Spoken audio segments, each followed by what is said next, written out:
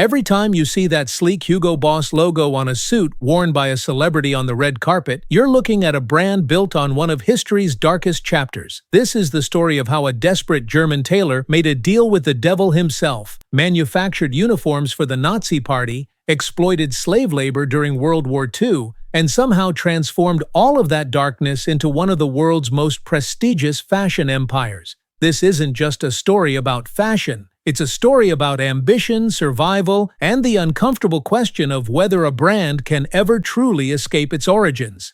Act 1. The Desperate Tailor: Dreams, Destruction, and Desperation. Hugo Boss was born in 1885 in a small German town known for its textile industry. His parents owned a modest lingerie shop, and from an early age, Hugo developed a fascination with fashion and fabrics. As a teenager, he wasn't content with just learning from his parents. He took apprenticeships, worked in textile mills, and absorbed every piece of knowledge he could about the clothing business. He was ambitious, driven, and determined to build something bigger than his parents' small shop. When World War I broke out, Hugo saw it as his duty to serve his country. He survived the war, but he came back changed. He no longer wanted to simply run his parents' lingerie shop. He wanted to create his own fashion empire, so he transformed that small shop into a tailoring business bearing his own name, Hugo Boss. Thanks to all those years of experience and his natural talent as a salesman, it only took a couple of years before Hugo had expanded from a simple tailor shop into a full factory, producing jackets, shirts, workwear, sportswear, and raincoats. His clothing became well known throughout Germany, and for a brief moment, it seemed like Hugo Boss had achieved his dream. But then everything came crashing down.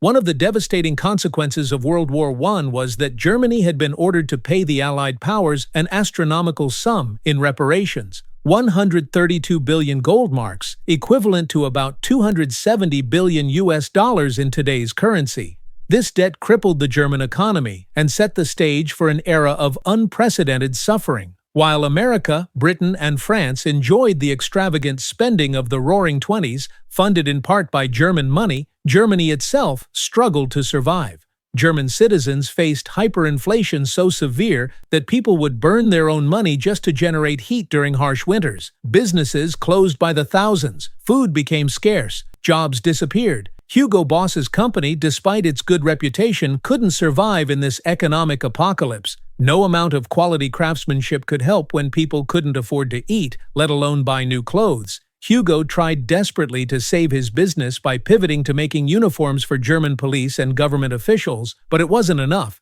He was forced to lay off most of his workforce and shut down his factory. Eventually, he filed for bankruptcy. All that remained of his dream were 6 sewing machines sitting in an empty building. Hugo Boss, the tailor with grand ambitions, had lost everything. His fashion empire seemed destined to be nothing more than a footnote in history, another casualty of Germany's economic collapse. But Hugo Boss wasn't the type of man to give up. And when opportunity knocked in the form of a rising political movement led by Adolf Hitler, Hugo didn't just answer the door. He threw it wide open. Act 2. Manufacturing Evil, the Devil's Contract. Germany was desperate, and desperate nations turned to desperate leaders. Adolf Hitler and the Nazi Party rose to power, promising to restore Germany's greatness, to bring back jobs, to make Germany powerful again. For Hugo Boss, this wasn't just about politics or ideology. This was about survival. He knew that those with close ties to the Nazi Party were eligible for lucrative government contracts, and Hugo needed those contracts more than he needed his next breath. So in 1931, Hugo Boss became a proud, active member of the Nazi Party. Hugo worked hard to build connections with high-ranking Nazi officials. He knew exactly what he was doing. He knew that the Nazis were designing new uniforms for their growing movement, and he wanted to be the one to make them. And it worked. Despite having only 6 sewing machines left, Hugo Boss won his first contract to produce uniforms for the Nazi Party. At first, it was relatively simple work, producing the infamous brown shirts that became synonymous with Nazi street thugs and early party members. But as the Nazi Party grew in power and eventually seized control of Germany, they needed more uniforms. Uniforms for soldiers, uniforms for the SS, uniforms for the Hitler Youth, uniforms for the police, And Hugo Boss, with his connections to the party, was perfectly positioned to win contract after contract. Of course, 6 sewing machines weren't nearly enough to meet the massive demand. Hugo needed equipment, he needed space, and most importantly, he needed workers. So he took out loans, expanded his factory, hired more employees, and transformed his small tailoring operation into a manufacturing powerhouse, producing thousands upon thousands of Nazi uniforms. From a purely financial perspective, Hugo Boss's allegiance to Hitler paid off spectacularly. He was making more money than his business had ever generated before. His gamble had worked. He was no longer a bankrupt tailor. He was a successful businessman once again, riding the wave of Nazi Germany's military expansion. But then the nature of his success took an even darker turn. As Hitler began his conquest of Europe, Hugo Boss was provided with French and Polish forced laborers, essentially slaves, to work in his factory producing uniforms for the Nazi war machine and the SS. Now, to be fair to Hugo, unlike some German business owners at the time, he did allow these slave workers to eat in the factory canteen rather than forcing them to return to work camps for meals, and he reportedly made sure they were fed. But make no mistake, these were people working against their will in terrible conditions. And it's been reported that Hugo would threaten to send workers to concentration camps if they fell behind on their production quotas. He was literally holding the threat of death over their heads to squeeze more productivity out of them. So the question becomes, what were Hugo Boss's actual beliefs? Was he just an opportunistic businessman who joined the Nazis purely for the contracts, or was he a true believer? A researcher who wrote an extensive book on Hugo Boss concluded that while the business benefits were certainly a factor, Hugo Ferdinand Boss was genuinely a follower of National Socialism and a loyal Nazi. It's reported that in his apartment, Hugo proudly displayed a photograph of himself standing with Adolf Hitler. This wasn't just about money. He believed in what they were doing. He supported the Nazi ideology. Yes, joining the party saved his business, but the evidence suggests he would have supported them regardless. When World War II finally ended and the Nazis were defeated, there was at least some measure of justice. Hugo Boss was investigated by the Allies, and because he was found to be both an activist for and financial beneficiary of the Nazi Party, he was classified as a Nazi collaborator and banned from ever owning a business again. Just a couple of years later, in 1948, Hugo Boss died.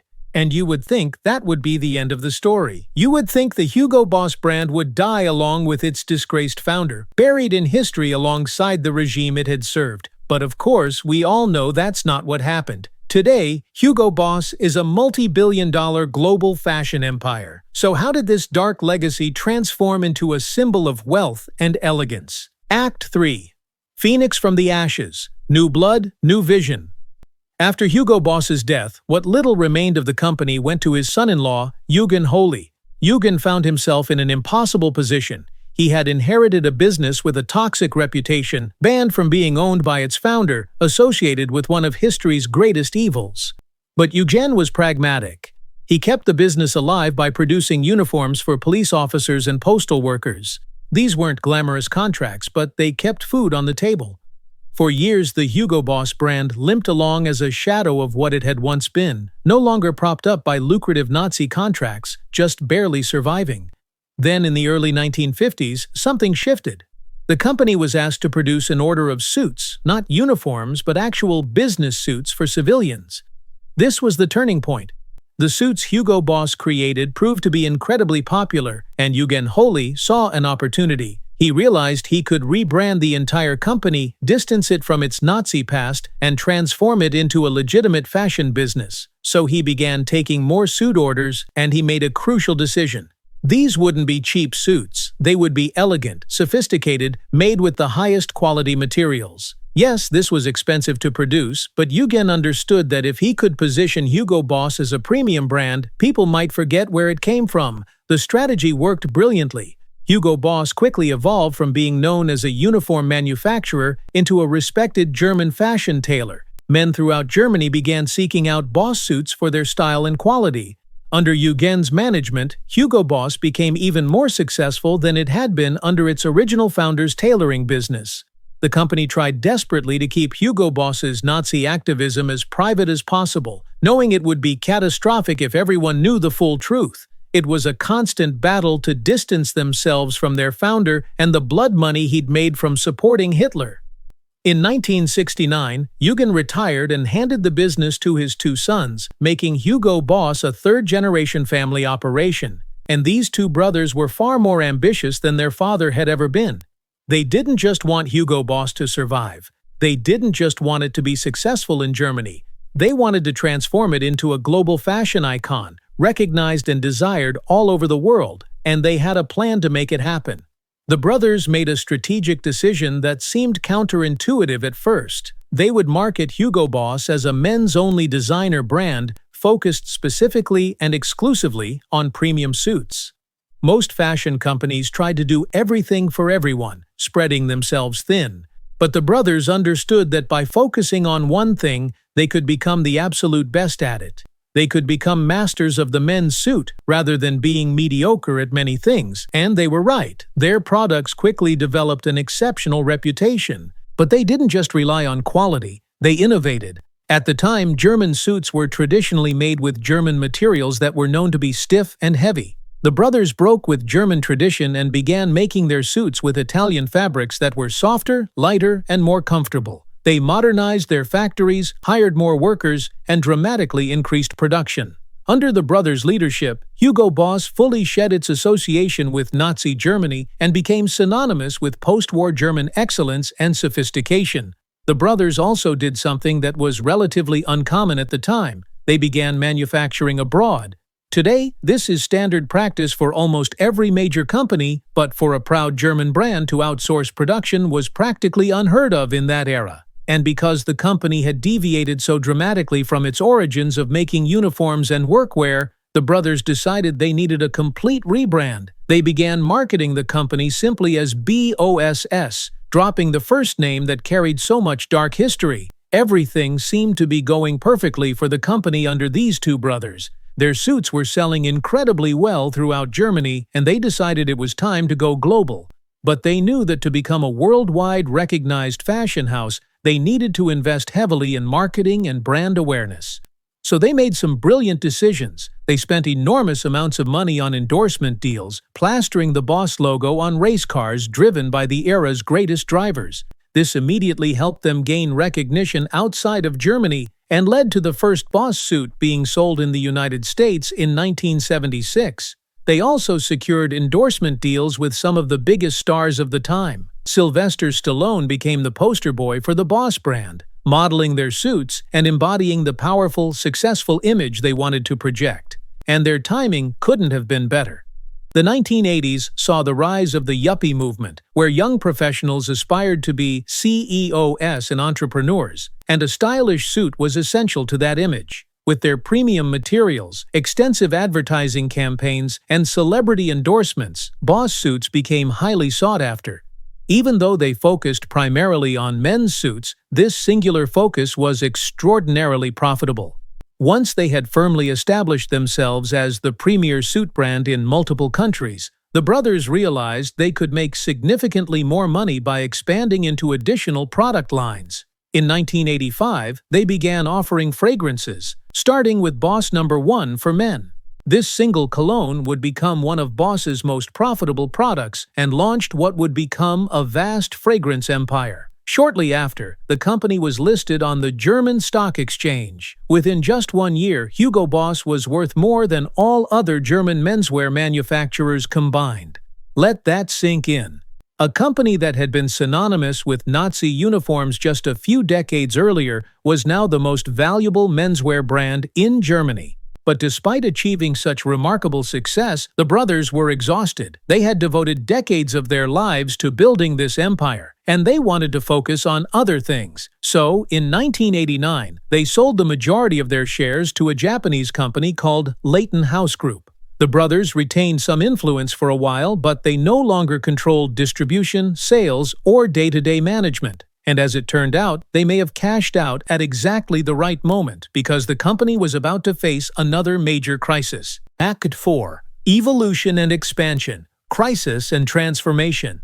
The incredible success of Hugo Boss couldn't last forever. Once again, economic instability threatened everything the company had built. The yuppie era died out, and economic turmoil in many of Boss's biggest markets, including Germany and the United States, made high-end fashion unattainable for most people. Luxury suits were no longer a priority when people were struggling to pay their mortgages. By 1993, Hugo Boss stock was trading at less than half the price the brothers had sold their shares for just 4 years earlier. As sales continued to plummet, the new owners knew they had to act decisively to save the company. They implemented a multi-pronged strategy. First, they split the brand into 3 distinct entities. The Boss brand would continue selling high-end suits to their traditional customers. They created the Baldessarini brand, named after Hugo Boss's chief designer, to serve as the company's exclusive, ultra-premium fashion wing. And they launched a new brand called Hugo, aimed at younger customers who wanted the Boss aesthetic but at a more accessible price point. They also began offering some cheaper products to ensure people could still afford their clothing despite the difficult economic situation. The company tried hard to distance itself from its overly masculine reputation and began selling clothes and fragrances for women as well, effectively doubling their potential customer base. All of these changes combined seemed to work. The company began attracting new customers from different demographics and age groups, and throughout the late 1990s, profits increased substantially. However, in 1997, when CEO Peter Littmann left the company, Hugo Boss entered a period of instability. They went through a string of different CEOs who unsuccessfully tried to pick up where Littmann had left off. None of them seemed to have the vision or leadership skills to guide the company forward. Eventually, it was Hugo Boss's chief designer, Baldessarini himself, who stepped up and took the CEO position. He had been reluctant at first, having watched several CEOs try and fail, but he eventually accepted the challenge. And Baldessarini had big plans. He decided that Hugo Boss needed to branch out even further, beyond suits and fragrances. Under his leadership, Hugo Boss began selling sportswear, casual clothing, underwear, and accessories like sunglasses. He understood the power of celebrity and began working extensively with the film industry, providing Boss-branded wardrobe items for some of the highest-grossing films of the 1990s and early 2000s. Hugo Boss also returned to heavy modeling and advertising, releasing campaigns featuring some of the most famous models and celebrities of the time.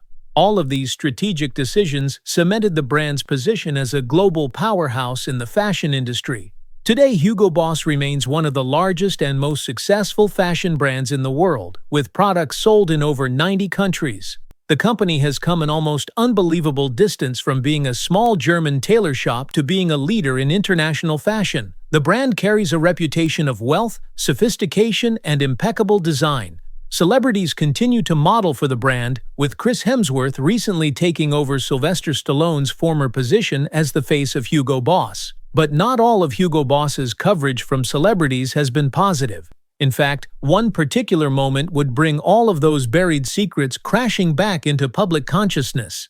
Acid 5. Reckoning and Redemption. The Uncomfortable Truth. In 2013, at a GQ Awards ceremony sponsored by Hugo Boss, British comedian Russell Brand received an award and delivered a speech that shocked the room. He looked out at the audience and said, quote, "Any of you who know a little about history or fashion will know that Hugo Boss made the uniforms for the Nazis, and the Nazis did have flaws. But you know, they did look fantastic, let's face it."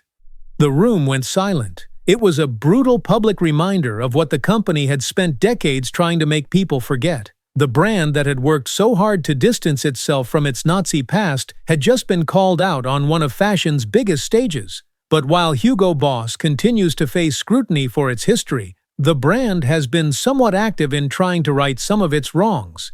In 1999, nearly 50 years after the war ended, Hugo Boss created a compensation fund to repay their former slave laborers for their work and the traumatic experiences they endured. Then, in 2011, for the first time in the brand's history, Hugo Boss issued a public apology. They released a statement saying they, quote, "express profound regret to those who suffered harm or hardship at the factory run by Hugo Boss under National Socialist rule." Today, Hugo Boss prides itself on being involved with charities that focus on education and support in developing regions, trying to build a legacy of positive impact rather than exploitation. So this raises a profound question. Since the original founder died over 70 years ago, and the company is now owned by completely different people who genuinely seem to be trying to have a positive impact, should the atrocities committed by the original founder still affect how we see the brand today? After all, it's an entirely different business with different values, different management, and different ethics. But on the other hand, when the brand is literally named Hugo Boss, when that name is emblazoned on every product they sell, is it really possible to fully separate the company from its origins? But Hugo Boss's PR problems weren't over. Much more recently, the company started getting negative press for an entirely different reason, one that had nothing to do with Nazis but everything to do with corporate bullying. British comedian Joe Lycett legally changed his name to Hugo Boss in a protest that went viral across the internet. Why did he do something so bizarre? Because the company Hugo Boss had been sending cease and desist letters to several very small businesses who had simply used the word boss in their product names.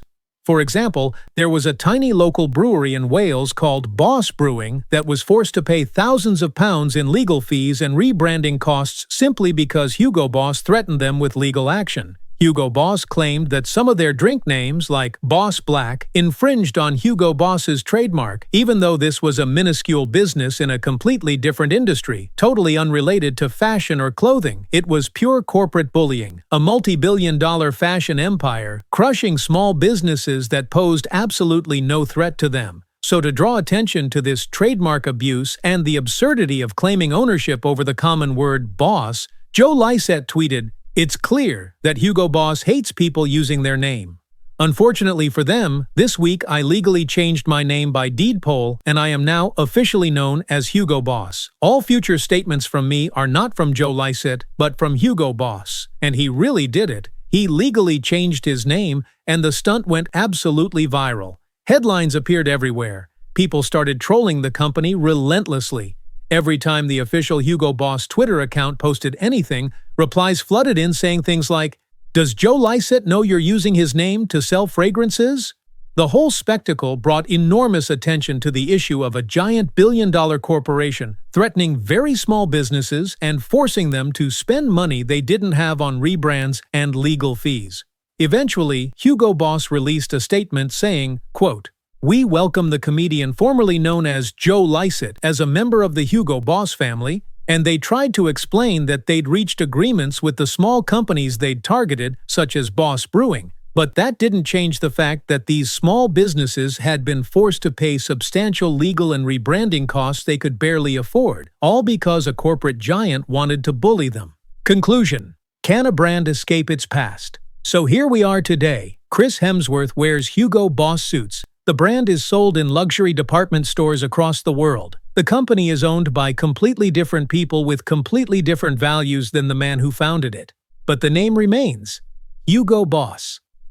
Every time you see that logo, you're not just seeing a fashion brand. You're seeing one of history's most controversial transformations. You're seeing a company built on Nazi contracts and slave labor that somehow managed to rebrand itself into a symbol of wealth and success. The question that remains is deeply uncomfortable. Can you separate the art from the artist? Can you separate a brand from its founder? Hugo Boss would argue yes, that they've apologized, compensated victims, and built a new legacy. But others would argue that when you wear that name across your chest, when Hugo Boss's name is still generating billions in revenue, you're wearing history that can never be fully washed away. What makes it even more complicated is that while the company tries to atone for its Nazi past, it continues to engage in questionable behavior, like bullying small businesses over the use of a common word.